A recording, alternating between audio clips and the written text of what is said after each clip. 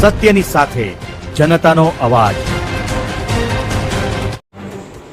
નમસ્કાર, આપ જોઈ રહ્યા છો 24 ન્યૂઝ નેટવર્ક। હું છું એન્કર અર્પિતા પટેલ। 24 ન્યૂઝ નેટવર્કમાં આપનું સ્વાગત છે। હવે જોઈએ અગત્યના સમાચાર।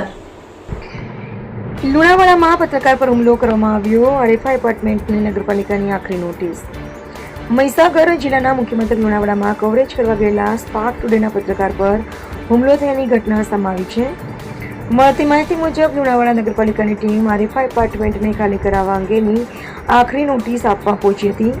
આ કાર્યવાહીનું કવરેજ કરવા ગયેલા પત્રકાર સાથે એપાર્ટમેન્ટના માલિકો અને ભાડુઆતો દ્વારા બોલાચાલી બાદ હુમલો કરવામાં આવ્યો છે। આટલું જ નહીં, પત્રકારના ઘરે પણ એપાર્ટમેન્ટના માલિકો અને ભાડુઆતોના ટોળા દ્વારા હુમલો કરવામાં આવ્યો હોવાના આક્ષેપો સામે આવ્યા છે।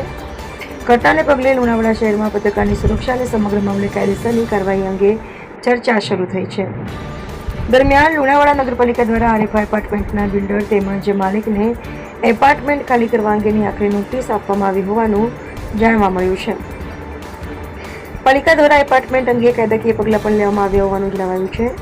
પત્રકાર પર હુમલાની ઘટનાને લઈને પોલીસ દ્વારા તપાસ હાથ ધરવામાં આવે અને જવાબદારો સામે કાયદેસરની કાર્યવાહી કરવામાં આવે તેવી માંગ ઉઠી રહી છે। સમગ્ર મામલે પોલીસ તપાસ બાદ જ ઘટનાની હકીકત સ્પષ્ટ થશે। રિપોર્ટર રવિરાજસિંહ સોલંકી।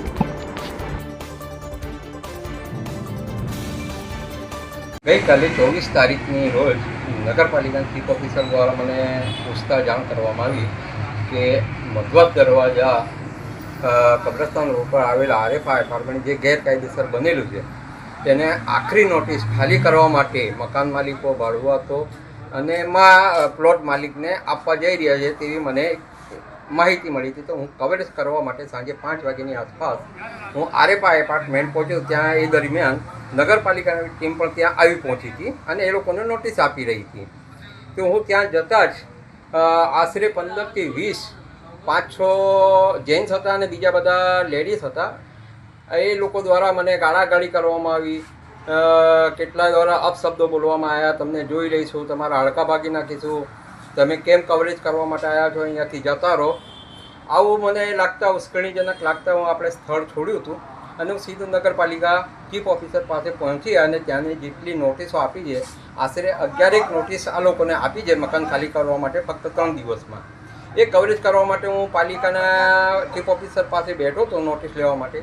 એટલા મને ઘરેથી ફોન આવ્યો કે તમે ઘરે આવો, આરએફઆઈ એપાર્ટમેન્ટના માણસો, બૈરાઓ, જેન્ટ્સો આ લોકો ઘરમાં ઘૂસી ગયા છે અને ગાળાગાળી કરી રહ્યા છે। મને પણ મારા બાલ પકડી લીધા મારા વાઈફના અને ત્યાં પણ ગાળાગાળી બોલી, અપશબ્દો બોલ્યા અને મારા ઘરમાં ઘૂસી ગયા। એ રીતે મારા પર એક હુમલો થયો છે અને મારી એક ફરજ દરમિયાન હું તો કવરેજ કરવા માટે જ ગયો હતો।